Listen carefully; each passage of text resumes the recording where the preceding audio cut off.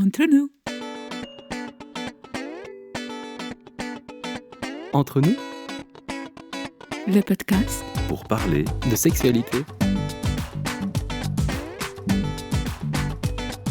par vous. Avec vous, pour vous. Bienvenue pour le 72e épisode du Love Center. Olivier, je vais te laisser continuer la phrase. Un centre situé à Bruxelles mais disponible dans le monde entier qui vous aide pour le bien-être. Vas-y, raconte. Oui, merci Michel, c'est amusant. C'est vrai qu'en ayant monté autant de dizaines de podcasts, tu pourrais faire les podcasts toi-même. Ce serait chouette. Et donc oui, c'est une association basée à Bruxelles, en Belgique, dont la vocation est d'aider les jeunes et les adultes, les individus, mais aussi la société, à avoir un rapport beaucoup plus sain à soi, aux autres, donc créer des plus belles relations tout en intégrant la sexualité et aussi le corps. Ça sera le sujet aussi de cette thématique, de ce 72e épisode qui est la suite du 71e. Donc on vous invite à écouter le 71e. Et ici, on va présenter un peu nos services. Précédemment, on a expliqué un peu notre philosophie, notre approche, nos observations. Et maintenant, on va rentrer un peu plus dans le concret de l'offre. Sophie Montior, un petit rappel qui tu es pour les auditeurs qui découvrent l'épisode. Je suis professeure de mathématiques en collège pour le supérieur, également massothérapeute, et j'ai ce magnifique projet Just Be Wow avec Olivier qui est dédié aux adolescents à les relier et à pacifier le lien au corps. Ici, on fait un podcast. On s'adresse aux parents, évidemment. On s'adresse à des professionnels qui travaillent en institution ou avec des jeunes, dans des maisons de jeunes ou que sais-je. Donc, on s'adresse à tous des professionnels. Mais aussi, notre public ici, on s'adresse aux grands-parents qui peuvent diffuser, qui ont peut-être plus de temps d'écouter ou de relayer, de filtrer, dire « Ah tiens, j'ai entendu un chouette podcast »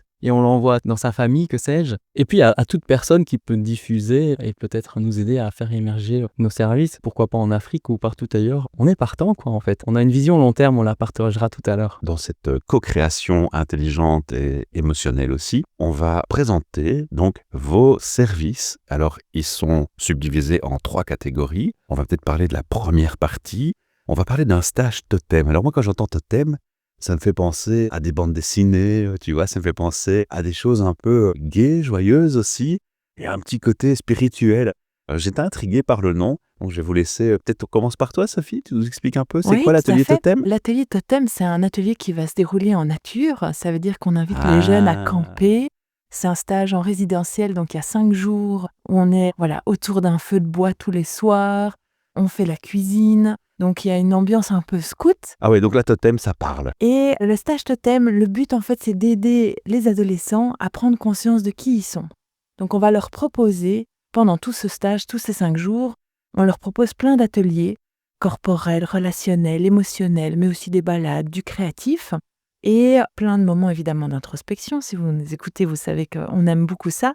Et le but, ça va être de faire émerger chez eux plus de conscience de qui ils sont, leurs talents, les acquis qu'ils ont, leur sensibilité.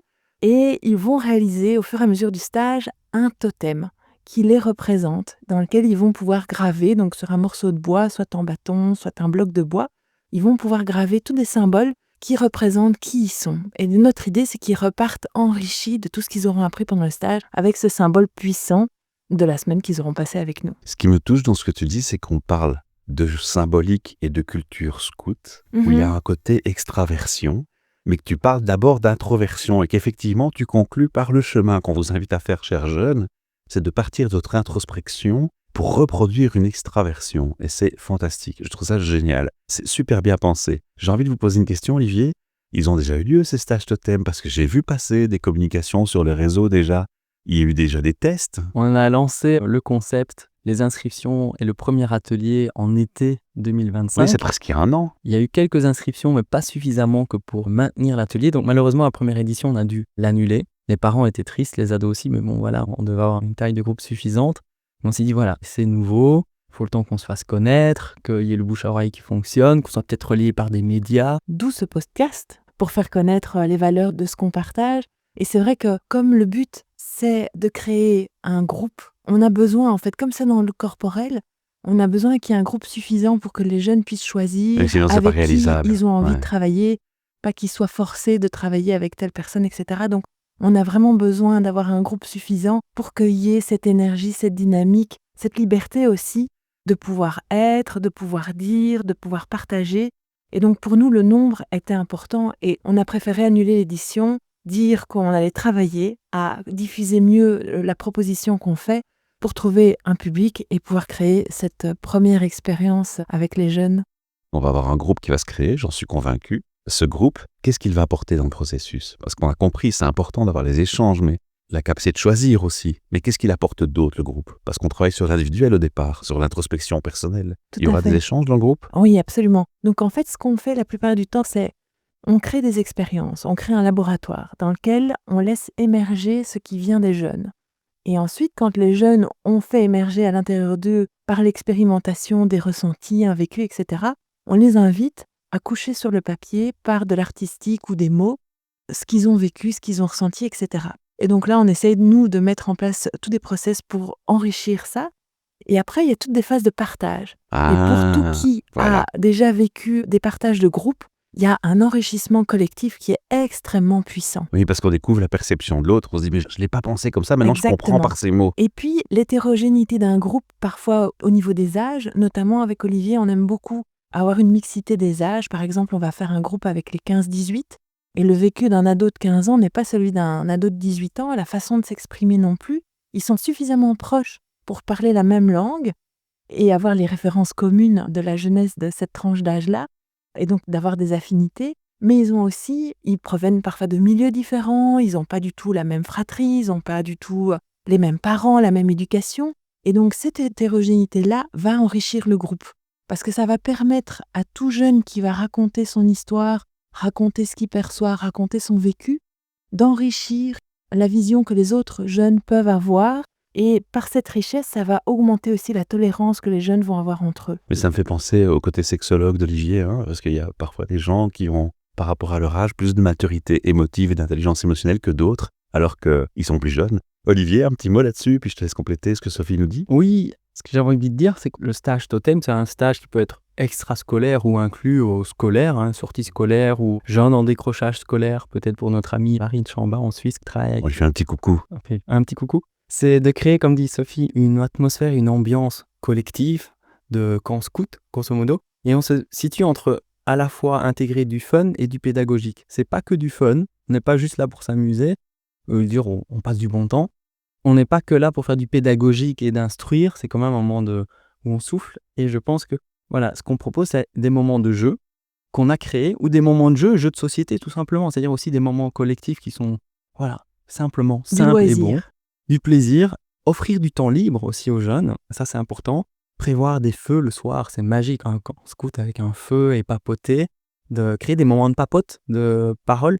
Et je remarque, par rapport à mon expérience depuis 7 ans dans les écoles, j'ai jamais eu aucun groupe qui a été formé à avoir un dialogue de groupe. Alors c'est quoi le cadre? Et on commence à dire, vous metteriez quoi comme cadre? Quelles seraient les 3, 4, 5 règles qu'on doit mettre ici? Parce qu'on est assis en cercle. Et comment ça va se passer? Comment tout le monde va se sentir bien? Quelles sont notre intentions? Qu'est-ce qu'on va mettre comme règle? Ils n'ont jamais eu ça. On ne nous a jamais posé la question. On ne sait pas. On n'a pas cet espace où en fait on travaille de manière collective, où on se distribue la parole parce qu'on est un petit collectif. Donc ça c'est important, c'est déjà des trucs tout simples. Ensuite, comme ces jeux pédagogiques, il y a ces moments où il faut pouvoir digérer, respirer. Donc voilà, on n'est pas à remplir un agenda, on est quand même dans un mode chill. C'est-à-dire, on est là pour s'amuser, mais aussi apprendre. Et je crois qu'on n'apprend jamais aussi bien que quand on s'amuse. On est bien d'accord. D'ailleurs, le monde adulte l'a compris, dans les entreprises, ils font du serious gaming, comme ils appellent ça. J'ai l'impression qu'on peut mettre au milieu de ce feu de camp un chaudron et que dedans, il y a une recette magique, la potion magique du bonheur des enfants. Je te laisse continuer. Oui. Et pour compléter ce que Sophie disait aussi, parce que voilà, on en parle depuis un an, on cogite depuis un an. On travaille effectivement sur l'identité, qui sont dans leur authenticité, sur les soft skills. Pas les hard skills qu'on les apprend à l'école ou quand on cherche un diplôme, une certification, que sais-je. On s'adresse plutôt ici aux soft skills, aux aptitudes relationnelles, également à la créativité, à l'artistique. Une grande place pour le relationnel, de soi et vers les autres, et la confiance, la connaissance de soi On et en la parlait confiance. dans le premier épisode de la confiance, elle est hyper importante. D'abord, on la crée avec les adultes, vous, mais aussi entre eux, et c'est bien que tu le mentionnes maintenant. Dans l'atelier, ça va être la clé.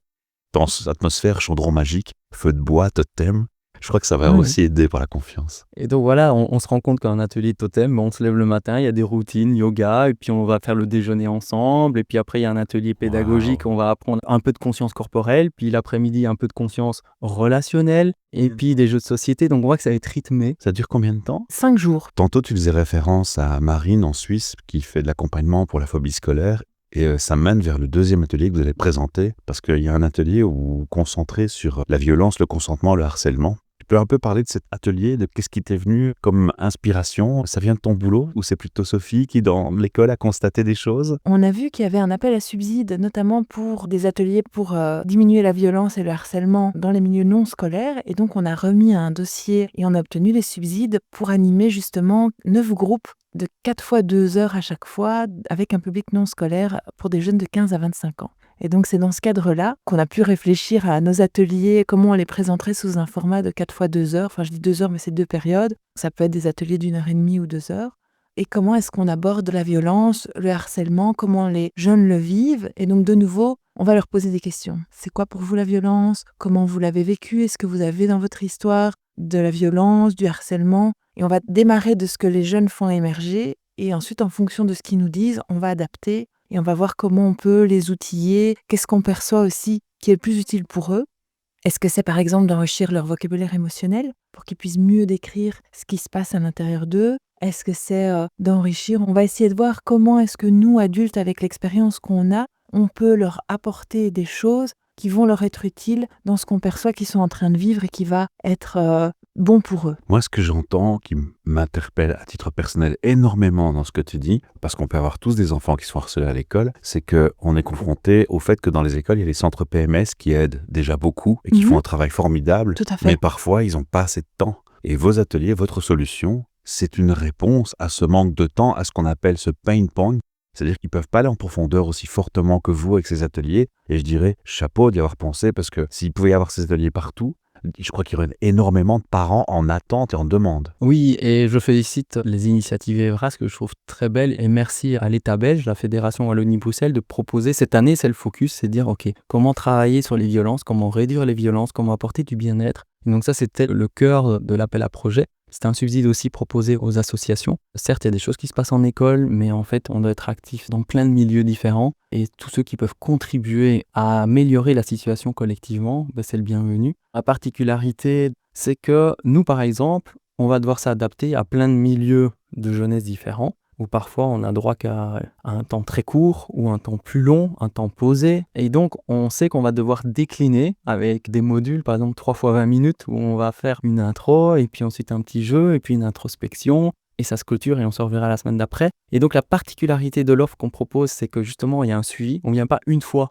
parce que les élèves, on sait très bien qu'ils oublient. Et pour mémoriser, il faut que ça passe par le corps et l'expérience, c'est-à-dire on s'adresse d'une manière ou d'une autre au corps. C'est pour ça que ce qu'on propose, c'est de venir 4 fois. Donc on l'avait dit dans le podcast précédent, un des piliers, c'est la conscience corporelle, l'introspection, le carnet de notes, le relationnel, les attitudes relationnelles, mais surtout le fait de revenir, de répéter et d'aller chaque fois un peu plus loin, se remémorer ce qu'on a appris la fois précédente, de comprendre comment chacun, soi-même, on évolue. Et donc, il y a un carnet de suivi. Et ce subside, je trouve que ce qui est chouette quand on parle des violences, c'est de conscientiser c'est quoi une violence, où sont les violences, mais faire la distinction entre une émotion, par exemple comme la colère, ou une frustration. Tout ça sans être moralisant ou culpabilisant. Voilà. Et ensuite, les comportements. Par exemple, la colère, l'agressivité, la violence, c'est 3 choses différentes, mais souvent c'est un amalgame. C'est ce qui est bon ou mauvais et on classe tout dans la même catégorie, alors que la colère, c'est quelque chose en soi. Et conscientiser son corps et d'abord en connexion avec ça, avant même ce qu'on va faire avec, comment on va l'interpréter, quels sont nos comportements, puis tout le côté systémique, en collectif ou en système. Et donc c'est vaste et on peut aller crescendo pour mettre de la conscience et donc nourrir des plus belles relations, désamorcer au plus vite. C'est un peu la loi de Pareto. Avec 20% d'efforts, on résout 80% des problèmes. Si déjà on fait ça, on peut déjà se féliciter d'avoir tous collaboré entre le politique, les financements, les institutions et nous des acteurs de terrain au quotidien, quoi. Donc on peut se dire, chouette, on y va. Et si les parents sont partenaires, on a besoin d'eux aussi. Qu'est-ce que les jeunes découvrent souvent et qui les surprend eux-mêmes, Sophie? Eh bien, le lien au corps, en fait, le fait qu'on n'a pas appris à s'écouter. C'est une surprise vraiment pour eux. Alors déjà, au départ, c'est très inconfortable. Ouais, Déjà, quand j'imagine. dans une classe, on dit aux élèves, ah, ça vous dirait, on va faire une petite minute de méditation. Ça leur paraît très très long la première fois parce que c'est très inconfortable tant ils n'ont pas l'habitude d'être en contact avec eux-mêmes, à juste s'écouter ce qui se passe à l'intérieur. Donc au départ, on sait qu'on les met dans des postures inconfortables, mais on prend le pari de se dire que c'est nécessaire parce qu'on sait quel confort ça va leur apporter par la suite. Et alors ce que je voulais dire aussi, c'est dans l'atmosphère de sécurité qu'on tente d'instaurer avec Olivier, et je pense qu'on y arrive,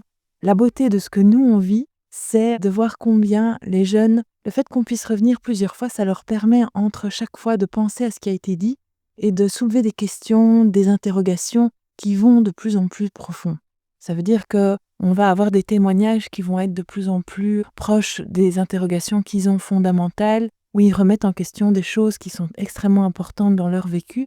Et donc ça, c'est vraiment la beauté de ce qu'on essaie de construire, c'est cette relation de confiance dans laquelle ils vont se sentir, 1, respectés, 2, sécurisés, et qu'il y a un cadre bienveillant dans lequel il n'y a pas de jugement, dans lequel tout ce qu'ils vivent est accepté tel que c'est, et on en parle. Et on n'est pas moralisateur, on va essayer de comprendre, d'abord de bien les écouter, d'essayer de comprendre qu'est-ce qu'ils vivent, et on peut parfois aussi faire appel à la dynamique du groupe, de dire comment est-ce que vous le vivez, qu'est-ce que vous auriez fait, et on n'est pas nous adultes à déverser notre connaissance et notre savoir, mais on va aussi stimuler le groupe et le réseau de dire aux jeunes, mais comment vous auriez réagi, qu'est-ce que vous feriez, qu'est-ce que vous pourriez proposer comme solution.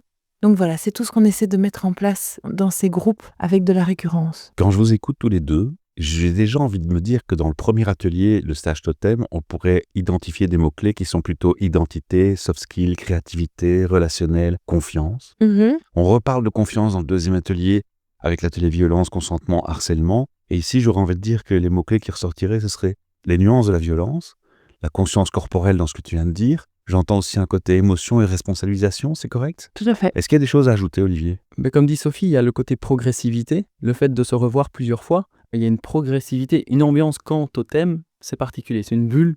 On passe plusieurs jours ensemble, on vit ensemble, c'est en mode camping nature. On crée une tribu. Oui, une c'est tribu ça, de c'est le côté jeunes. tribu. C'est vraiment, c'est pour des jeunes aussi qui peuvent se sentir isolés et qui ont du mal à établir des Et ça, des c'est relations. important aussi. Ouais. Parce qu'il y en a quand même beaucoup, malgré les réseaux qui promeuvent des liens un peu superficiels. Et donc ici, nous, ce qu'on a envie de créer, en fait, c'est une tribu de jeunes qui sont fortement liés les uns avec les autres, de par le fait qu'on aura partagé des choses importantes et profondes.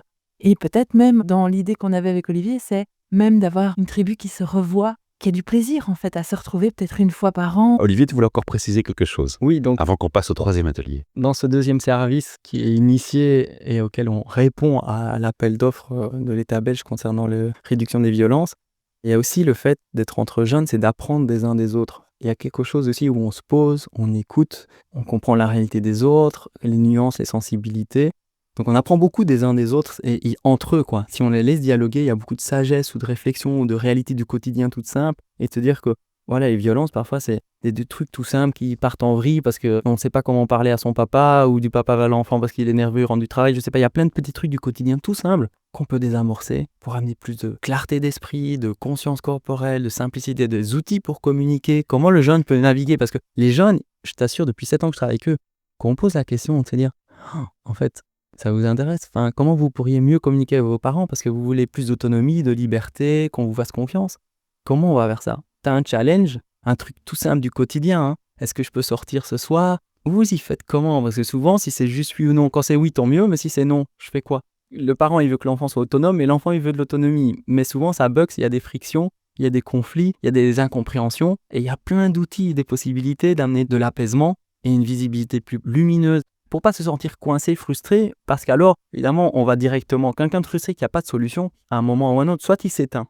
Et la violence se retourne contre lui, de lui à lui, il s'éteint, ou bien la violence va sortir vers l'autre, parce qu'il n'y a rien de plus dangereux que quelqu'un qui n'a pas de solution. Il va devoir sortir cette énergie qui le bloque, en fait. C'est extrêmement important ce que tu es en train de dire, parce que quand on est face à du harcèlement scolaire et de la violence scolaire, il y a un travail qui se fait en groupe à l'école, souvent en accompagnement, mais il faut aussi que le relais se fasse à la maison, c'est-à-dire que le jeune puisse interpeller ses parents sur leur façon d'avoir une idée préjugée, une idée arrêtée, où ils pensent avoir la solution et la bonne réponse, et peut-être pas assez à l'écoute de l'enfant. Et là, en fait, tu redonnes les codes à l'enfant de réinterroger l'adulte, sa perception, lui dire laissez-moi peut-être plus place de parole, laissez-moi peut-être plus la place pour m'exprimer, et renouer le lien familial avec ses parents s'il y a une coupure, une incompréhension, on va dire, par la posture des parents, ou la posture de l'enfant de son côté aussi. Ce que vous allez amener va refaire du lien là aussi. Et donc, c'est cette chaîne de lien entre les parents, l'enfant, l'école et le centre d'accompagnement et vous, qui va faire cette magie reconstruire. Je comprends bien les choses. Oui, et surtout que quand on travaille avec les ados, à la fois, voilà, ils veulent se détacher des parents, ils veulent leur vie autonome, libre, ils veulent développer des aptitudes pour être adultes en soi, mais aussi ils sont très à l'écoute des aptitudes pour comment communiquer avec leurs parents, comment s'émanciper, comment être bien avec eux, comment créer. Ils sont très ouverts, même si leur regard est vers l'extérieur. Ils se doutent bien que parfois à la maison, comment je communique, c'est difficile. Nous, le but, c'est de développer cette aptitude-là aussi, c'est-à-dire d'embellir toute forme de relation qui concerne le quotidien de l'enfant. Et d'office, évidemment, les parents sont centraux dans cette situation. Donc si on peut améliorer ça, et c'est le but, eh bien, on est heureux.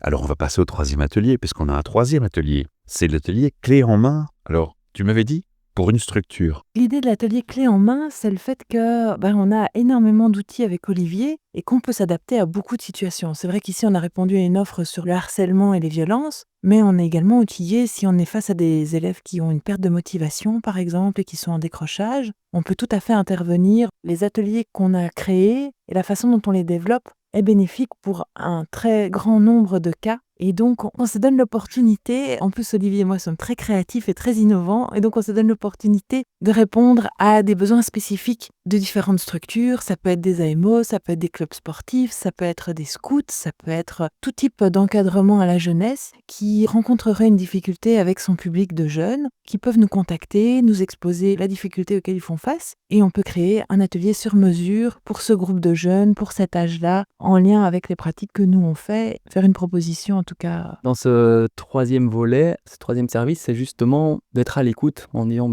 voilà, si ce qu'on a dit vous parle, vous sentez qu'il y a des liens, des synergies, des collaborations possibles, on est ravis de co-créer, d'animer, de vous aider à faire des ateliers sur mesure par rapport à vos réalités de terrain. Donc c'est très vaste, c'est juste porte ouverte en disant contactez-nous, on va s'entraider. Si je reprends le même concept que j'ai utilisé tantôt pour résumer l'atelier 1 et l'atelier 2 avec des mots-clés, ici dans celui-ci, j'aurais envie de dire qu'il y a plus de souplesse, il y a une écoute du terrain, de la co-construction, j'entends aussi, il y a un certain pragmatisme. Il y a l'adaptabilité, en tout cas au public, à la thématique. On met toute notre créativité, tous nos outils à disposition du public qui nous contacte. Alors, on a fait le tour des 3 ateliers aujourd'hui, donc merci à tous les deux. On va tout doucement arriver à la clôture de ce podcast et je vais vous demander quand même quelle est votre vision globale et l'impact, votre désir en fait, quelque part. Alors, la vision globale qu'on a, c'est qu'à terme, Olivier et moi, on aimerait, cette année en tout cas, et l'année qui vient de s'écouler, on construit vraiment tous nos outils. On l'expérimente sur le terrain, on affine aussi, parce que clairement on apprend tous les jours. C'est notre richesse à nous, c'est notre bonheur, c'est de continuer évidemment d'apprendre tous les jours au contact des jeunes. On affine nos outils, mais c'est vrai qu'à terme, ce qu'on aimerait en fait, c'est pouvoir enseigner tout ce que on est en train de créer, former en fait des collaborateurs avec qui on pourrait avoir plus d'impact, dans le sens où on pourrait accueillir plus de groupes et avoir une portée plus grande. Donc ça, c'est notre souhait. Je me posais la question, Sophie, si on revient vers le jeune et qu'il repart de ces ateliers avec une seule chose, ce serait quoi ? Meilleure connaissance de soi, et on espère une pacification intérieure, d'avoir une meilleure connaissance de qui il est et d'avoir un plus grand respect pour qui il est. Ouais. Et c'est une mise en cascade après sur l'école, la relation de groupe, les parents, enfin on l'a compris dans ce que vous avez dit. Moi, ça serait l'amour de soi, que le jeune s'aime encore plus, surtout dans cette période de transformation où tout bouge, où le contexte d'un ado, c'est pas évident. Donc déjà, je trouve s'aimer, c'est déjà fabuleux.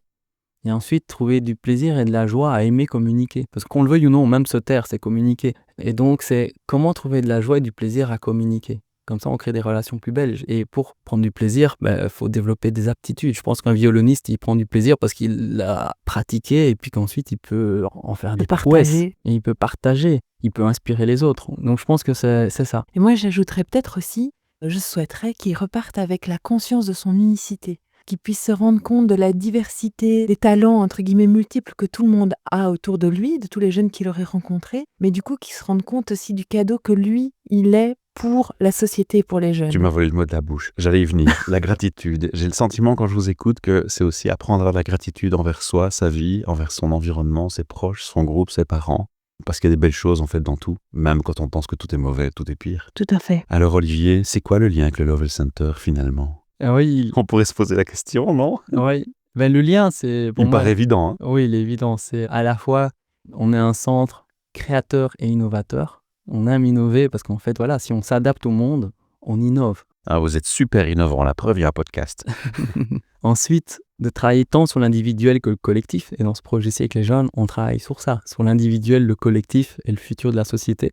On travaille sur le bien-être et l'intégration du corps. Certes, voilà, c'est pas directement lié à la sexualité, mais de toute façon, dès qu'on parle de sexualité, on parle d'attirance, de désir d'aller vers l'autre pour différentes raisons. Et attirance, attraction ou rejet, distance. Mais on est toujours dans cette même dynamique et on sait qu'une fois qu'on ouvre une porte, on peut parler de plein de sujets. C'est l'ADN du Lovell Center, ça. Ouais, on est aussi dans une ADN de pionnier, d'oser proposer des choses, de pas accepter ce qui existe comme la solution finale et que tout va bien et qu'il faut perpétuer ce qui existe.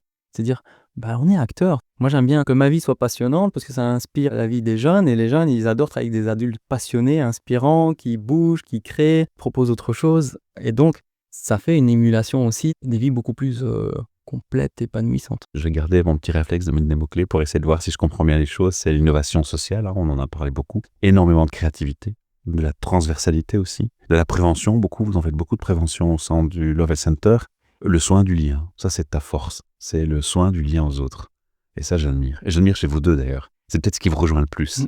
Alors, on va parler maintenant d'un autre mot-clé qui est le mot-clé don. Parce que je l'ai dit dans le premier épisode et je vais le répéter dans le deuxième. C'est bien, vous avez des subsides, mais ce serait encore mieux si vous pouviez aller plus loin et plus fort.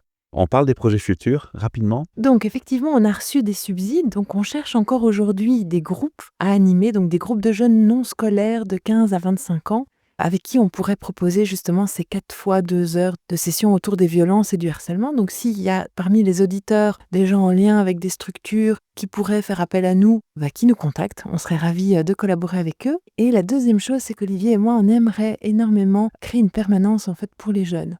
On aimerait nous mettre à disponibilité pour que les jeunes puissent venir nous poser leurs questions, etc. Et que tous ces jeunes qu'on aurait eu l'occasion de rencontrer, notamment dans toutes les activités qu'on propose, puissent revenir vers nous à un moment de leur vie où ils en ont besoin, où ils ont des questions, qu'on soit facilement accessible. Mais donc, évidemment, on souhaite que ce soit gratuit pour ces jeunes, pour qu'il n'y ait pas la barrière de l'argent, d'où le besoin de dons. Et je dirais bénévole aussi, pour le téléphone ou... On compte pas mettre une permanence téléphonique, on souhaite vraiment faire une permanence physique. On va plutôt Plus chercher riche. un local, voilà. Et donc ça, on s'est dit qu'on allait voir un peu avec peut-être des maisons de jeunes ou quoi, si on pouvait avoir un local et ce genre de choses à notre disposition pendant 1 heure, 1 fois par mois, à différents lieux, comme ça les jeunes savent quand et où nous trouver. Mais donc pour nous rétribuer pour ces heures-là, qu'Olivier et moi, on souhaiterait vraiment mettre en place pour ces jeunes, on aimerait recevoir du soutien. Et donc on invite toutes les personnes qui nous écoutent à transférer le message à toutes les personnes qui peuvent être susceptibles de rentrer en résonance avec notre projet et nous soutenir financièrement. C'est vrai que tous les dons font la différence. 3 €, ça peut paraître pas grand-chose, mais 3 € plus 3 € plus 3 €, ça peut financer 1 heure de notre temps. Une et petite donc, somme mensuelle chez plein de gens, Voilà. ça fait une montagne. Et c'est ce Exactement. qu'on vous souhaite. Ici, on enregistre le podcast en janvier 2026. On a mis en place un nouveau système de donation qui s'appelle les Lucioles du Lovell Center. Donc voilà, c'est un nom un peu poétique pour les contributeurs donateurs, où on propose des mensualités de 3, 6, 9, 12, 20 ou 40 € par mois, selon les moyens de chacun, et de se dire qu'on a besoin, en tant que pionnier innovateur, d'avoir du soutien et de l'aide. Et je sais aussi que beaucoup de gens ont la possibilité de financer 3, 4, 5 assos. Si c'est 3 € par mois, on peut parfois se le permettre. Je connais des gens qui adorent, j'ai une passion pour l'écologie, les animaux et la jeunesse, et je donne 5 € chaque mois à 3 assos différents. Je suis un peu dans cet état d'esprit de se dire que dans l'écosystème sociétal, on peut créer une communauté, même qui ne se connaît pas, mais en tout cas de lucioles, qui nous permettent de proposer nos activités, entre autres avec les jeunes, et de simplement œuvrer à la création d'une plus belle société, quoi. On est plein de gratitude, évidemment, si vous avez l'envie de soutenir notre projet. Nous, en tout cas, on a plein d'énergie à offrir à ces jeunes, on a plein d'idées. On voit qu'il y a beaucoup de travail qui nous attend. On est très enthousiaste, en tout cas, de faire ce qu'on fait. Ça nous anime, ça nous rend vivants. Un grand merci, en tout cas, déjà d'avoir écouté jusqu'au bout. Et merci si ça résonne de partager, effectivement. Alors, on a un rituel de clôture, Olivier. Je vais rester conforme à tes habitudes. On a un rituel de clôture qui est la gratitude. Donc, avant de conclure par... Et vous savez, il y a un message voicemail possible qu'on peut laisser au Lovell Center en dessous de ce podcast avec un lien. J'ai envie de dire que cette fois, on va clôturer l'épisode par 2 simples phrases de clôture en gratitude. J'ai très envie de te remercier, Michel, parce que c'est grâce à toi que nous nous sommes rencontrés et que ce projet est né. Donc, un grand merci. Merci.